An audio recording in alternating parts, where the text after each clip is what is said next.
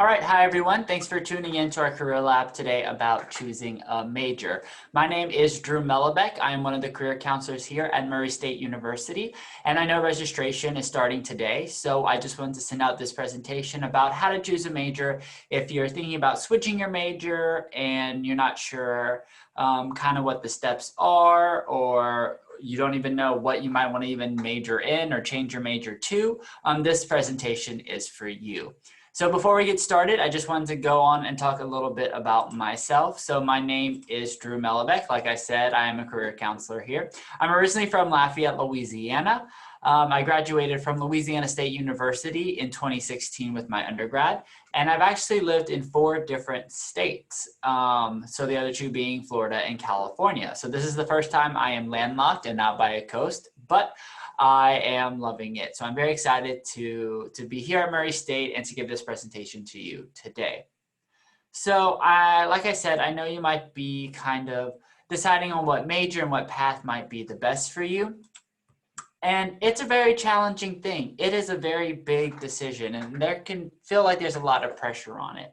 A lot of other reasons that it might be challenging, it could be overwhelming. There's a lot of majors, a lot of careers, and it's hard sometimes to narrow down and choose just one. You also may just have too many options and or interest. I have so many, how can I possibly even pick one? And if anything that 2020 has taught us, you're never sure what lies ahead, and that can also be difficult. And there's also the fear of making the wrong choice. So I understand completely. I changed my major about 5 times before I decided, so I completely understand where you're at. So hopefully this presentation eases a lot of those fears for you and shows you that it can be a not so daunting or overwhelming process to choose a major. So when it comes to choosing a major, there are mainly 2 aspects to it. One is self-analysis and the other is career research. And we're going to dive into both of these topics a little bit more about what they are and what they entail. So we'll go ahead and start with the self-analysis portion. So what is a self-analysis? Is exactly what it sounds like. Is you're analyzing yourself. You're figuring out what you're good at, what you like to do, what you're interested in, and taking all of that into account in order to make the best and most informed decision that you can when it comes to your major or degree. So there are a lot of different ways to do this. One of the best ways is career assessments. Now, a lot of people have a bad idea of career assessments. They think this test is going to tell them exactly what they should be. No, just based off the answers that it gives you, it tells you ideas that you might want to look into, that you might be interested based on what you put on the assessment. Sometimes they spark ideas. Sometimes you find out careers that you didn't even know existed. And they might tell you a little bit more about yourself and learn a lot more about yourself for you to make a more informed decision. The one that we have here for you that is free for you to use is the Focus 2. It is on our website. So if you just go to Murray State University Career Services, under the Student and Alumni tab, you'll see an assessment tab. Click on that and you'll see the Focus 2. What we like here about the Focus 2 is it actually 5 career assessments all kind of put into one. So you have 5 different ones, each take about 5 minutes. So altogether to take all 5 will be about 20-25 minutes. And then at the end, it tells you, okay, so these careers appeared in all 5 of these assessments, or these careers appeared in 4, these in 3, 2, and 1. So you kind of get an idea of, hey, this career appeared in multiple of your career assessments, so this might be the best for you. So like I said, it's really good.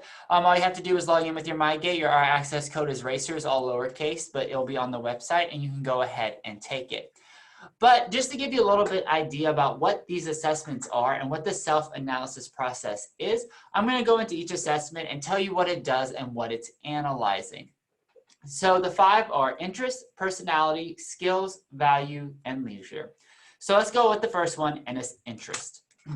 So interest, what are your work interests? So this is basically based off the Holland Code. Now the Holland Code is based off a theory that each person has different work interests, and there are 6 work interests. There's artistic, social, enterprising, conventional, realistic, and investigative. And basically, every person has a Holland Code of 3 of these. So out of the 6, what are your top 3? So let's go into each of these a little more. So realistic, the doers. I like to think of these as our mechanics, our athletes, people who really like to work with their hands and move and really just don't like to be sitting a lot. They like to create with their hands and work hands-on and be very physical. Investigative, the thinkers. I like to think of scientists or really actually scientists or researchers, basically people who have these big questions and they love to solve the answers and figure it out. If you like puzzles, you might be investigative, or that might be one of your interests. Artistic, the creators. So if you're interested in music or theater or the arts, painting, drawing, anything at all in the artistic way, you kind of like ambiguity. You don't like to be set in a box. You kind of like to be given a little guide and then you get to do the rest. So that's our creators. Social is our helpers. If you're a people person, if you love to help people, then social might be one of them. Enterprising is our persuaders. I like to think of politicians. If you like to get up in front of people and speak, or if you enjoy sales or kind of the people side of business, E might be one of your letters. And then conventional is the organizer. So if you like to organize, if you like to keep everything in order, things along those lines, then you could be conventional. So for example, my Holland code is ASE, Artistic Social Enterprising, because I do like a little bit of guidance. I am a lover of the arts and I love to do something like that and be creative in my work. Social, I'm a people person. I love to help people, and I'm a career counselor and helping people decide what they want to do. And E, enterprising. I'm giving this presentation right now. I get to talk to you and persuade you on different things of what might be best for you and your career. So it's very interesting. So after you take this, it'll tell you your Holland code, what your 3 letters are, and then tell you what careers best fit with those Holland code as well. So this is one of my favorite assessments, and it'll be the first one you take on the Focus 2. All right, next up is your personality. Now this one is mainly based off of the Myers-Briggs. So basically, if you're not sure what the Myers-Briggs is, it's basically a personality test that judges you in 4, or not judges you, but critique or gives you feedback in 4 categories. 1, if you're an extrovert or an introvert. 2, if you're sensing, or if you're more intuitive, if you're thinking or feeling, or if you're judging or perceiving. So in other words, extrovert or introverted. Extroverted, do you get your energy and draw when you are with other people? Or introverted, do you get your energy and do you get to recharge when you're by yourself? Sensing and intuition. Sensing, do you trust things that you can see, that you can touch, that like you interact with it somehow with your senses and you know it's real? Or are you more intuitive? Is your gut telling you that something is real? Thinking or feeling. So that's kind of also straightforward. So are you more persuaded? Are you more drawn to facts and logic and good thoughts, or feelings? Are you more in tune with your emotions and how you're feeling and how others are feeling, and persuaded by emotional arguments? And then judging or perceiving. Basically, are you more of a planner and you have structure and you like to think ahead and be prepared? Or are you more go with the flow? You'll figure it out as it happens. We'll jump in and then we'll start swimming. So basically that's kind of how it does. And then it tells you careers based off of these categories that you fall into. Now the Focus 2 is not going to give you the letters. So for example, I'm an ENFP, I'm extroverted, I'm intuition, I'm feeling, and I'm perceiving. So that's mine. But if you are interested in knowing your letters, the 16 personalities is a great assessment to give you once you take it, to be like, okay, these are your letters. You're an ENFP, an INTJ, whatever it may be. This is also under the assessments tab, right under the Focus 2 on our website. All right, so the next thing to think about when choosing a major and when you're doing the Focus 2 is your skills. So what are skills? Those are the things you're good at.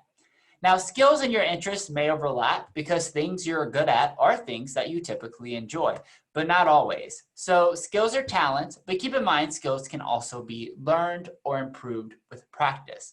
So just because you're like, yeah, that's not my strongest skill, but I would still love to utilize it, I would still like to get better at it and use it, that's something to keep in mind when trying to decide a major or career.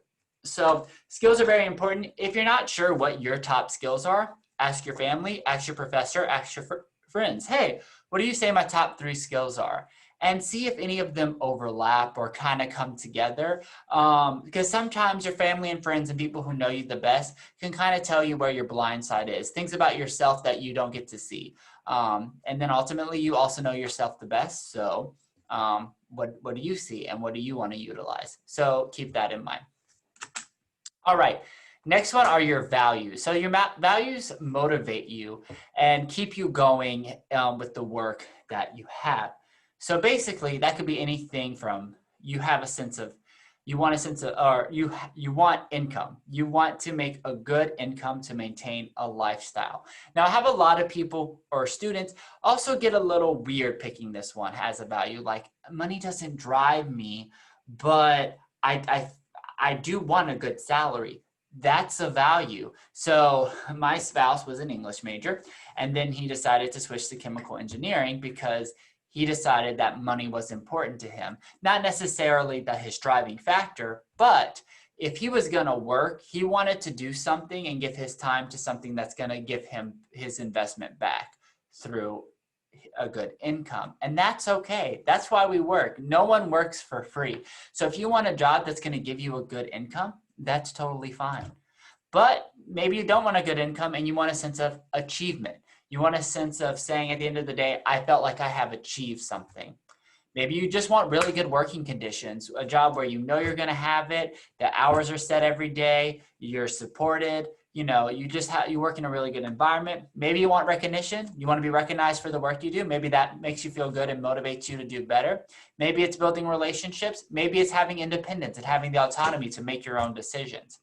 Now, this one can be hard because the assessment is going to give you a list of 9. These were just some examples.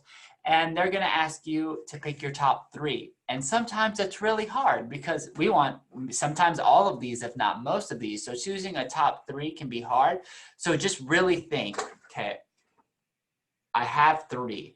So even though I want to pick all of these, I want this one even over that one. So I want this one and not want this one, but I want this one even over that one, or I want this one more. If I had to give up one, it would be this one. So it can be hard, but it's really good for self-reflecting and see where your values actually lie, because that is a big component to to trying to choose a major. Now, the last one that I didn't make a slide for is leisure. So basically, it's like what you want to do in your fun time. It's going to be a lot like the Holland Code, but instead of asking you, okay, what do you like to do at work? It's going to be like, okay, so in your spare time, do you like to be artistic? Do you like to hang out with people? Or maybe you like to organize your closet. That's not something you enjoy at work, but it's something you enjoy at home. So just keep that in mind. It's just your Holland Code for your everyday life might be different than your work interest, and you can see how they compare and contrast with each other. So after that, you go and you can see either, oh, I just want to see my work interests, or I just want to see the ones that align with my personality, or you can combine all 5 and see how many fall into which category. So it's a really good assessment. All right, so you've taken your assessment, you've asked your friends and family for help. You have a pretty good sense of who you are, and you've actually found some careers that you might be interested in. You haven't found the perfect one yet, but it's in a realm. We've narrowed it down. So now what do you do? Now we go to the second part, which is career research or career exploration. So now that you have these careers, you go into research to find out what exactly do these careers do? Is this something I can see myself doing every day? So I do have these 4 bullet points that I'm going to talk about. They each have their own slide of the career research and what you can do. So the first one is candid careers. Now, I love candid careers. So this can be found on our Murray State Home Career Services page under the Students and Alumni tab. Right under assessments, you're going to see candid careers. You click on it and it's 7,000 videos of people talking about their jobs. What do they do in a typical day? What do they love about their job? What do they not really like about their job? What advice do they have for students wanting to go into this profession? What's their story? How did they get to that profession? So once you have a list of careers, this is a great place to go and watch these videos. See what people say. See if that's something you resonate with and if something you want to do. It's completely free to you. We pay for it here. So just go to, our, like I said, Murray State University Career Services, Students and Alumni. Scroll down right under assessment. You'll see Candid Careers. It's a great resource and it really helps a lot of students out. All right, after that, so you watched the videos, you've narrowed it down a little bit more. You still have a few, but you want to talk to an actual person. You have other questions that you need to get across. This is where informational interviewing is great. So what it is you interview a person and all you say is, hey, I'm interested in what you do. Do you mind asking me a few questions? I would love to learn more. 9 out of 10 times they're going to say yes because people love talking about what they do, especially when they love their job. So that's something to keep in mind. So start by asking family, friends, acquaintances, alumni, anyone, do you know someone who works in the field that I want to work in? Or maybe you happen to already know someone. Reach out to them and ask. I know in this time of COVID, it can be kind of hard to do it in person. So over the phone or on Zoom would be best. But after COVID, go in person, go grab a coffee. Make connections on LinkedIn. This is a really big thing that can help you. So you can go on LinkedIn, go to Murray State University. There's an alumni. So look, everyone who has a LinkedIn who's an alumni from Murray State will come up. And let's say you're interested in being a career counselor. You can type in career counselor, and then every Murray State alumni who is a career counselor will come up.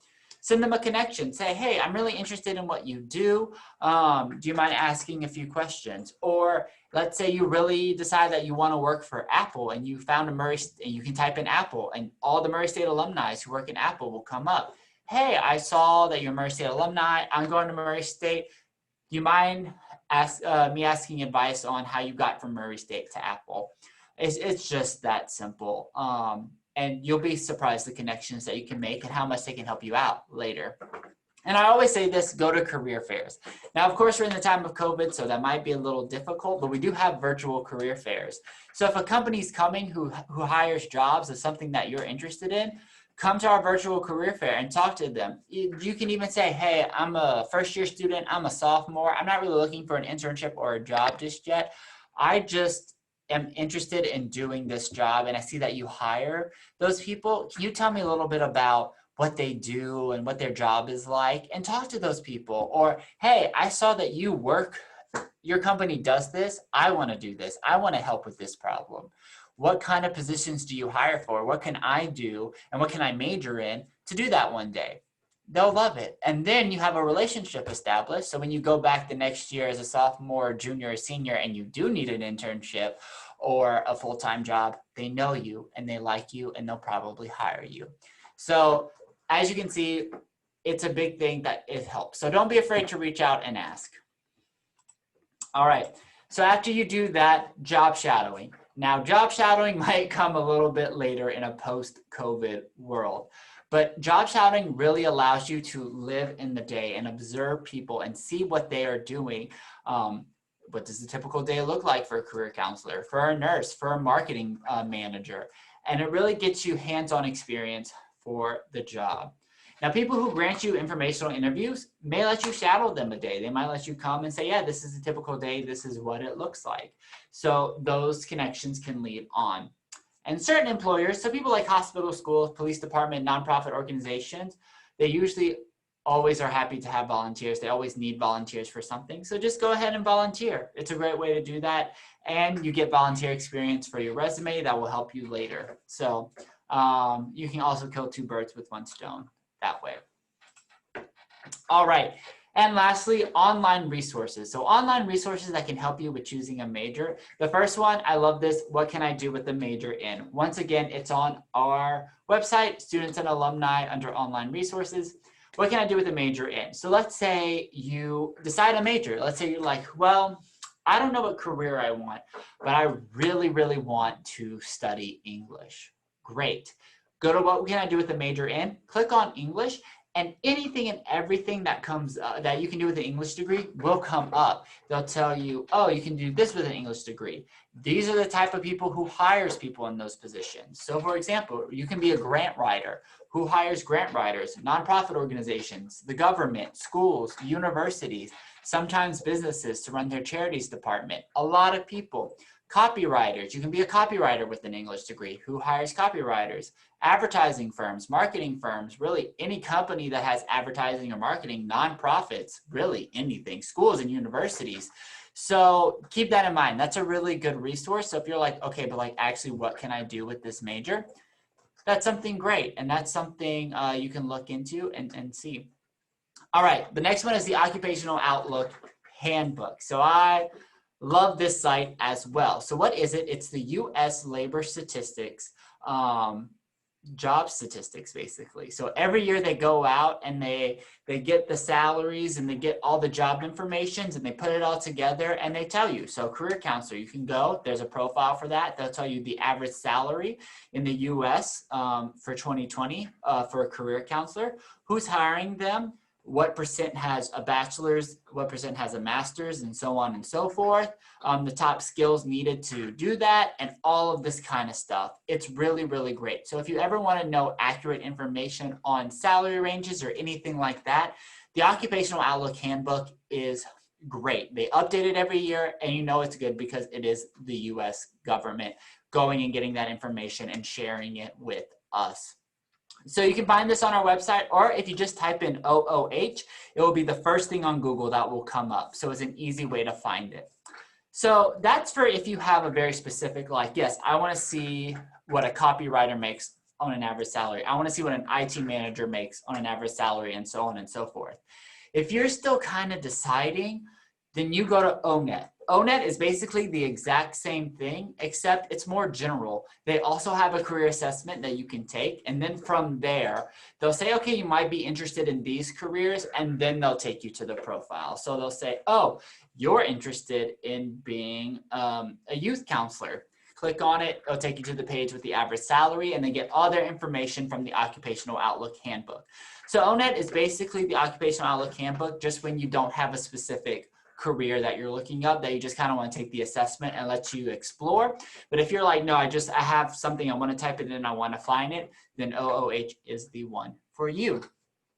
So that's pretty much all I have for you today. I hope that you have found this informative and helpful, and it kind of gives you a step and a process in trying to choose a major or career. It is a very important decision, but the fact that you took the time to watch this presentation shows that you're making the right steps and doing the right things in order to make sure that you make the best choice for yourself. So I'm confident that it will all work out. Trust me.